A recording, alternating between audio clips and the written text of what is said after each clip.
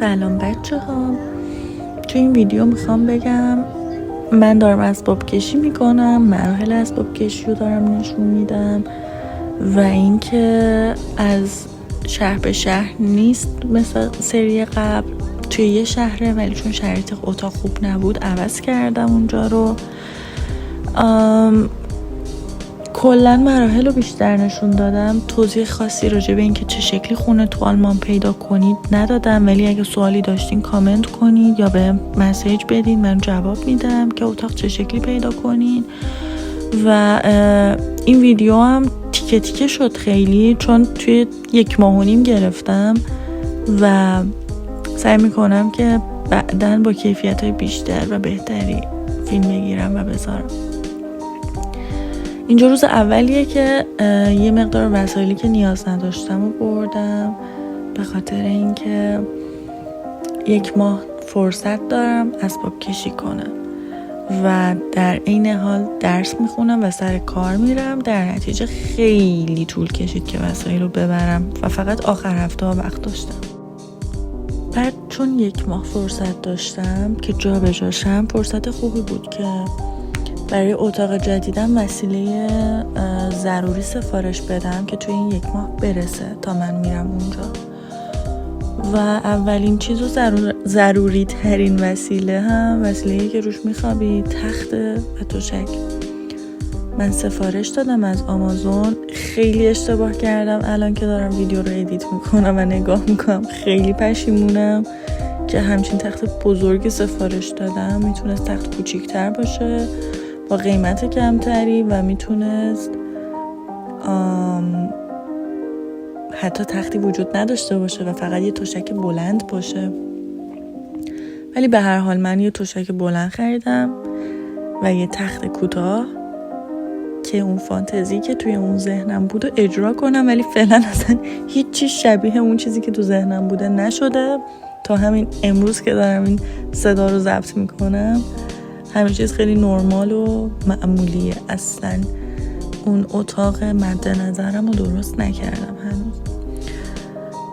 تخت رو بین 3 تا مونده بودم که این 3 تا رو اینجا نشون میدم توی این ویدیو و خب یکیش که به خاطر قیمت خیلی بالاش حذف شد، 2 تا دیگه موند و بین اون 2 تا یکیش رو انتخاب کردم و سفارش دادم که بعدن اگه باز ویدیو گرفتم یا ولاگ گرفتم از اتاقم که کامل شده نشونتون میدم که کدوم تخت رو گرفتم.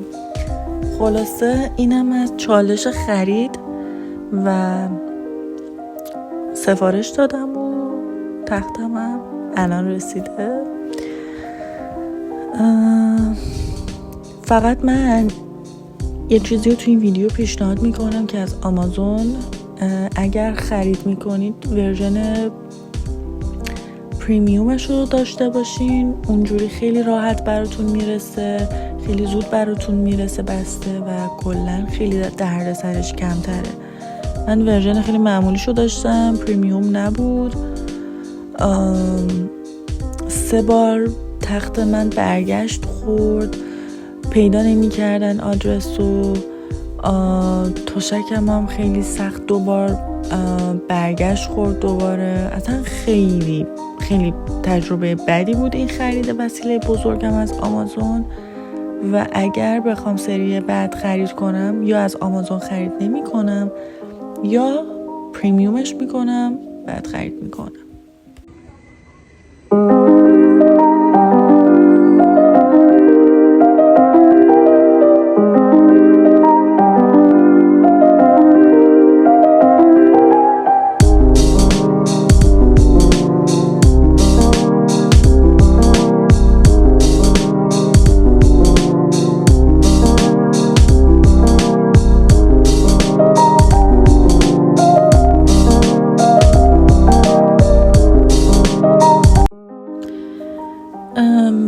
ولی کلا توی مسیر اسباب کشی دوستم خیلی بهم کمک کرد، واقعا کمک‌های خیلی بزرگی بهم کرد، چه توی جابجایی وسایل چه توی وصل کردن تخت و تحویل گرفتنشون. واقعا تنها این واقعا میتونستم از پسش بر بیام، ولی واقعا سخت میشد.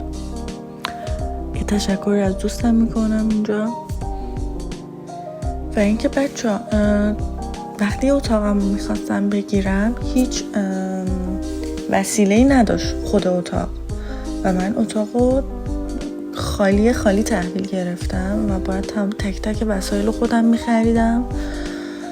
به خاطر همین روز اول دوم نه کمدی داشتم نه دراوری داشتم که وسایلم و لباسامو بذارم داخلش و همه چی توی چمدون و کارتون کف اتاقم بود و خیلی اذیت کننده بود. مخصوصا اینکه فقط هر آخر هفته وقت داشتم بچینم اینا رو، جمع کنم اینا رو. حتی هنوز کمدی نداشتم که وسایل بذارم داخلش. رگالم وصل نکرده بودم. خلاصه که خیلی اعصاب خورد کن بود. دو سه بار دیگه مسیر رفت و برگشت خونه قبلی تا خونه جدید رو رفتم اومدم و هی وسایل رو بردم. بعضی وقت تنها، بعضی وقت با دوستم بودم و خیلی اذیت کننده بود بعضی جاها چون سنگین بود و خب اینجا هم کسی زیادی کمک نمیکنه وقتی ببینن چیز سنگینه، مثل ایران نیست. و اینجا شبیه بود که برای اینکه حداقل لباسام از روی زمین جمع باشه، از روی کارتونا و چمدون جمع باشه، رگال لباسم رو باز کردیم و بردیم خونه جدید وصلش کردیم که من کم کم جمع کنم اطراف اتاقو، چون قرار بود که یواش یواش بیام و اینجا بمونم. اینجا هم شب آخره. خب شب آخر دیگه اتاقمو خالی کردم، دارم میرم.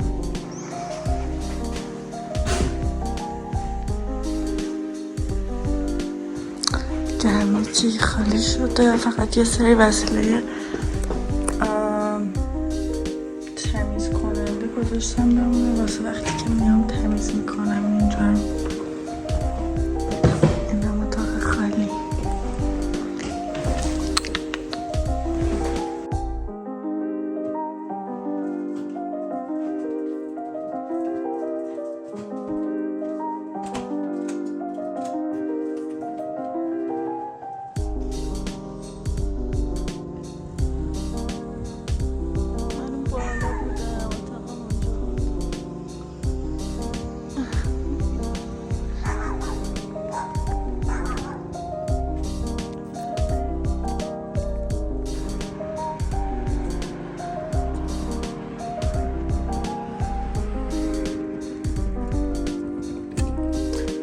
خب این گریه داره، ولی این وضعیت الان اتاقه. من تازه رسیدم اینجا، چراغم خرابه، کار نمی کنه، واسه همین چراغ مطالعه روشن کردم.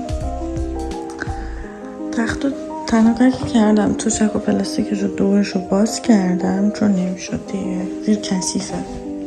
دورش رو باز کردم که بتونم روش ملافه بکشم بخوابم. پتو بالشتم رو در آوردم. فردا صبح زودم برم سر کار. واقعا الان خودم نشون نمیدم، خیلی داغونه. آره خلاصه بریم بخوابیم که فردا صبح بریم سر کار. وسایل سر کارم رو اینجا آماده کردم برای فردا دیگه. فکر میکنم این 2 ماه طول بکشه، ولی دیگه خدا میدونه. فعلا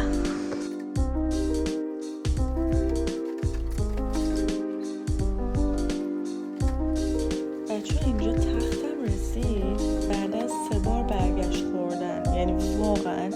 و من مجبور شدم به خاطرش یه روز نرم کلاسمو و تو خونه باشم که این فقط بیاد برسه.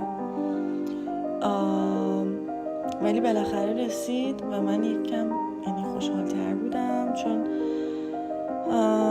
چیزی که سفارش داده بودم رسیده و الان یکم اتاقمو جمع کنم میچینمش و به تو 2 روز تموم میشه و اینا.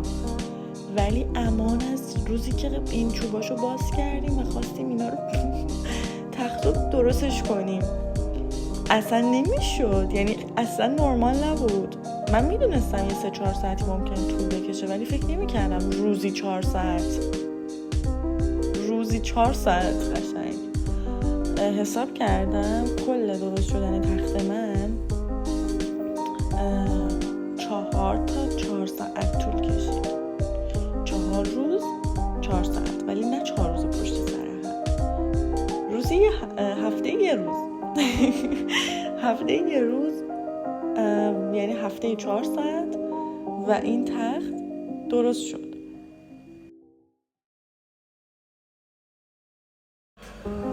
بچه مسلما من اگه این وسط درس و دانشگاه و کار نداشتم خیلی زودتر اتاقم جمع جور میشد، اصلا اسباب کشی جمع جور میشد و تمام اینا. ولی خب وقتی آدم تنهاست و توی حالا یه شهر دوره، یه کشور دوره، واقعا خیلی مسئولیتش زیادتر از این حرفا. یعنی همزمان توی زندگیش آدم باید خیلی چیزا رو هندل کنه و از پسشون بر بیاد و کنترل همه چیز زیر دست خودش باشه. در نتیجه زمان بیشتری هم نیاز داره، ولی همیشه این زمان اونقدر زیاد نیست. حالا این سری من شانس آوردم که بین اسباب کشیم، یعنی برای اسباب کشیم 1 ماه فرصت داشتم که اینا رو ببرم بیارم. خب شرایطم اینجوری بود، ولی کلن امیدوارم که سال بعدی خیلی راحت تر بتونم. روز آخریه که دیگه کلید خونه قبلی دستم بود و بعد کلید رو میرفتم تحویل میدادم. خونه قرار بود چک بشه و اینجا فکر کنم یکم باهاتون صحبت میکنم. خیلی دلم پر بوده و دیگه فکر میکنم که روز آخر سپتامبر بود که من این کلیدو تحویل دادم و یه بار سنگینی از روی دوش من یعنی واقعا برداشته شد. نمیدونم شما این شکلی هستین یا نه، ولی خیالم راحت شد که آخرش این مرحله هم رد شد و رفتیم مرحله بعدی. حالا ببینیم مرحله بعدی چی میتونه باشه، ولی به هر حال رد شد و خونه کامل تخلیه شده. من هر 3 تا همخونه قبلیم هم هر 3 تاشون همون روز تحویل دادن اتاقا رو ساعتهای قبل تر از من ساعت 11:30 صبح نوبت داشتم که بیان ازم بگیرن. من دیروز اومدم همون دستشویی رو تمیز کردم و اینجوری بود که خب اوکی دختره هنوز اینجا بود، داشت آشپزی میکرد، اصلا انگار میخواد اسباب کشی کنه. خب من بهش گفتم که تو روز آخر گرم شد، تو روز آخر که فردا باشه باید تحویل بدیم اینا رو. آماده ای؟ تو قول داده بودی که تو جمع کنی، اگر نه که من جمع کنم امروز کمکت. خیلی گرم شد. اگه نه که من امروز کمکت جمع کنم. بعد دختره گفتش که نه من هنوز کار دارم و اوکی تا فردا جمع میکنم همه چی و نگران نباشو. بعد حالا من گفتم اوکی پس من همون دستشویی رو تمیز میکنم میرم.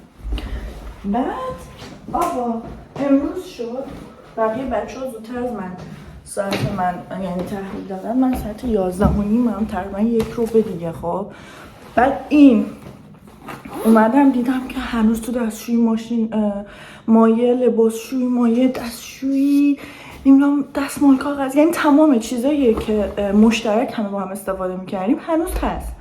و من تو گروه پیام دادم گفتم که داستان چیه؟ چرا شما کلیداتون رو تحویل دادین یا نه هنوز؟ اصلا چی جوریه؟ بعد جفتشون گفتن آره ما تحویل دادیم. من گفتم که خب چرا تو مسئولیت قبول کردی وقتی که قرار بوده اینجوری اتاقو بذاری؟ بعد من فقط نیم ساعت وقت داشتم، یعنی پیام دادم تو گروه گفتم اینا به ازای هر یک دونه یه پره دستمال کاغذی هم که باشه اگه خودشون جمع کنن و ما جمع نکرده باشیم از همون هزینه انتقال وسایل باقی مونده میگیرن. اینجوری که الان با اینکه تمیز کردیم میخوان هزینه تمیزی اتاقا رو باز بگیرن از رهنمون یا همون کاپسیونمون کم کنن. منتظرم خانم بیاد. خلاصه گفتم بهونه دستشون نریم و اینا. آقا سری تون هرچی مونده ولی خیلی زیاد بود. حتی توی یخچال دو تا شیر و خامه و اینا مونده بود. دیگه چی؟ خیلی چیزا مونده اصلا بابا، اصلا انگار یه نفر دیگه هنوز مونده اینجا داره زندگی میکنه. خیلی وحشتناک بود اصلا. بعد من استرس که بعد روغن 3-4 تا روغن سرخ کردنی، نمک 2-3 تا بسته، برنج، ماکارونی توی سرویس ها بود، یه سری ظرف نشسته. اصلا من موندم، گفتم ما اینجا این شکلی میخوایم تحویل بدیم. بعد من چون آخرین نفرم بودم که کلیدو میخواستم بدم، ساعت آخر بود، 100% یا مینداختن گردن من یا اینکه خب کسی دیگه گردن نمیاره. با اینکه من 2 هفته از اینجا رو تخلیه کردم، من نیستم اصلا اینجا زندگی نمیکنم دیگه. خلاصه وقتی که مطمئن نیستین از کسی، اگه یه مسئولیتی رو قبول کرد 100% بهش اعتماد نکنین، یا هی بریم چکش کنین و بهش بگین، یا اینکه یه تایم مشخصی قبل از اون اتفاقی که قراره توسط اون بیفته چک کنین. من دیروز چک کردم، حتی پرسیدم، ولی با این حال بازم امروز منم سورپرایز شدم. منم خیلی عصبیام، ولی الان دیگه همه چی بردم دیگه، خالی شد. یکم استرس دارم، گرمم هست، ولی دیگه چیکار کنم؟ بزن چک کنم ببینم کجا رو چیکار کردن. من اتاق خودم که خاموشه، مال سالانم خاموشه. باز خوبه این کار رو انجام داد. واقعا دوست داشتم خفش کنم دختره رو. این خاموش باید باشه. اوکی تمام شد دیگه، هیچی نمونده. نریده انشالله. بابا اینا دنبال فقط یه بهونه‌ان که چیزی که قبلا نبوده و اینجا مونده ما یه بهونه کوچیک دستشون بدیم. بذار ببینم بالا خالیه. اینجا خانومه که تمیز میکنه اومد که اتاقا رو یکی چک کنه، تمیز کنه. من دارم اتاق بقیه بچه ها رو نشون میدم. اتاقاشون مثل اینکه متراژشون با من یکی بود، ولی چشمی خیلی بزرگتر بود. بعد از اینکه اتاق رو تحویل دادم، کیلو تحویل دادم، دوستم همون همخونه قبلیم بهم زنگ زد، تشکر کرد ازم. نه شوخی میکنه، من دعوت کرد، گفتش که بیا واسه مثلا به سلامتی این که اتاق رو تحویل دادیم یه خونه من غذا درست میکنم و یکم صحبت میکنیم با هم.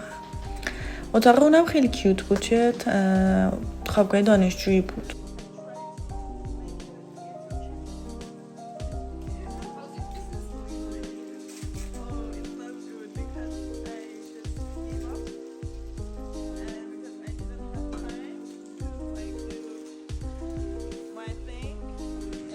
غذای خوشمزه دوستم درست کرده، غذای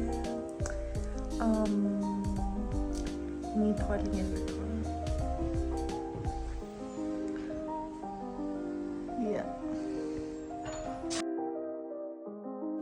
همونجوری که بهتون گفتم 4 تا 4 ساعت توی 4 تا روز متوالی، که نه توی 4 تا هفته مختلف و 4 تا روز مختلف، بالاخره 4 ساعت آخری که این تخت درست شد و درستش کردیم فرا رسید. ولی خیلی سخت بود، یعنی هر بار یه چیزش اشتباه. ولی بچه ها این ویدیو ادامه خواهد داشت و من اتاق کامل